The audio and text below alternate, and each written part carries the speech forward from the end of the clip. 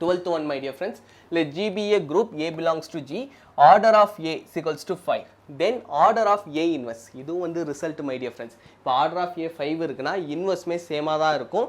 அது வந்து basic result. நீங்க வந்து inverse ன்னு 1/5 னு போட்டுறாதீங்க. அது வந்து தப்பாயிடும், my dear friends. Okay. Let G be a group of order 2p where p is a prime. Then G has a அதாச்சு 2 prime. அந்த லாஜிக்ல இருக்குன்னு சொல்லிட்டாங்க. A normal subgroup of order p. இந்த லாஜிக் தான், my dear friends. இதுதான் வந்து நம்ம கரெக்டான ஆன்சர். இது வந்து பேசிக் ரிசல்ட்னே நம்ம சொல்லலாம், my dear friends. இது வந்து நீங்க படிச்சிருந்தீங்கனாலே நார்மலா உங்களுக்கு புரியும்.